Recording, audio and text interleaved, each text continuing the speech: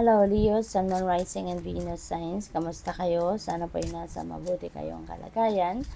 Welcome back po sa Star Tarot. Kung bago kayo dito, welcome din kayo. Thank you for your support. I truly appreciate it. God bless you all. Leo, paunang mensahe po ninyo ay protest. Ayan, so meron ditong gagawa ng protesta. Pwedeng magpo-protesta, pwedeng magrereklamo, pwedeng may complaints. That could be in anywhere, no? Pwedeng sa trabaho yan, sa opisina ninyo, sa loob ng pamilya ninyo, sa loob ng relationship ninyo. So, pwedeng ganon, no? Na meron kayong hindi nagugustuhan, kaya magrereklamo kayo, no? Pwedeng ganon. Or, you are getting the attention, no? Of the people around you. What else? You have marriage. Ayan, magpapakasal na ang iba sa inyo rito. No? You are getting married. Or ang iba sa inyo rito is ang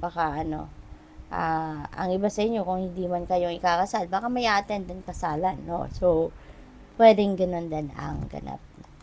We have a schedule. Ayan. So, for some of you, maybe you are going to you need to manage, no? You need to manage your you need to manage your time. You need to manage your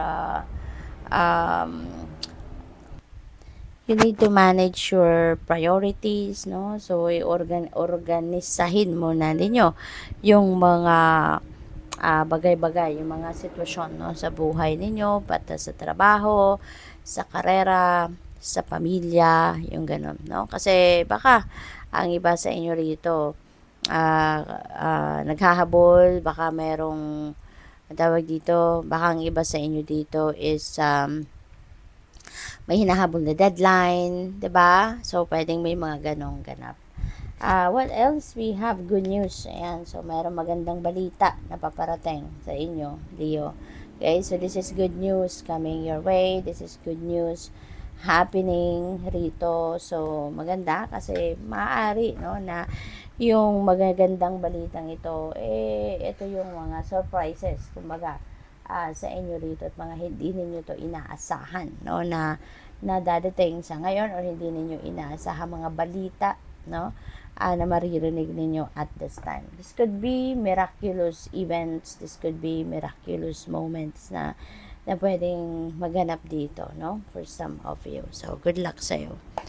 So, tignan natin kung ano pa ang mga mensahe para sa'yo.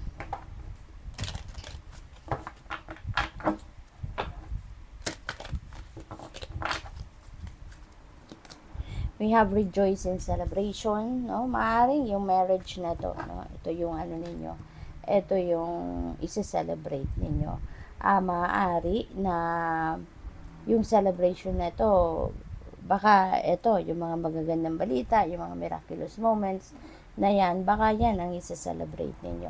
Pwede rin, Leo, na yung celebration na to could be related, no, sa mga birthday, baka mayroong anniversary, announcement siguro, or pwede rin, no, na yung celebration na to could be something, baka mayroong reunion, no, baka mayroong pagsasama-sama ng magkakapamilya, magkakaibigan, no, so pwedeng ganon ang ganap dyan. We have number 7, patience and planning. Ayan, so maaari din ang iba sa inyo dito nandoon sa puntong nagpaplano, no? Pwedeng ang pinagpaplanuhan nito yung pagpapakasal, pwedeng ganon. Pwede rin naman na hindi, no? But definitely, pwede rin na yung priorities ninyo rito, you're making plans, which one you are going to do first, which one you are going to focus on. So, pwedeng ganon, diba? Pero, it requires patience, no? It requires patience. Huwag kayong magmadali. Huwag kayong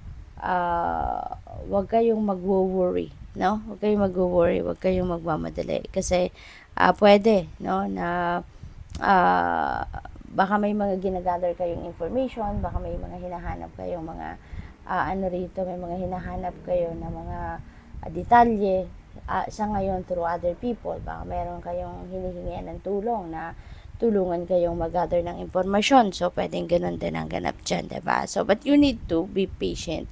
Kasi hindi naman natin makukuha agad-agad lahat-lahat sa isang utos lang natin, diba? Or sa pag-uutos natin sa ibang tao. Sometimes, we need to wait, diba? We need to wait kasi hindi naman automatic ang paghahanap ng mga impormasyon, hindi ba? Awareness, ayan. So, be aware of the subtleties na maaaring nare-receive ninyo kasi pwedeng may mga free flowing of information dito na paparating. Maaari din na merong vision na napapadala sa inyo ng Divine Universe, and those are information na makakatulong sa inyo para na magabayan kayo kung ano yung mga next na ninyong dapat gawin, diba? So, there could be information coming your way. Number 4, discontent and boredom. Ayan. So, pwedeng ang iba sa inyo dito mayroong opportunity na dadating, or maaaring merong opportunity na nandiyan dyan para sa inyo. Pero hindi ninyo napapansin. Pwedeng hindi ninyo pinapansin or hindi napapansin. So, pwedeng ganun ang ganap dito. But this is a heads up para sa'yo.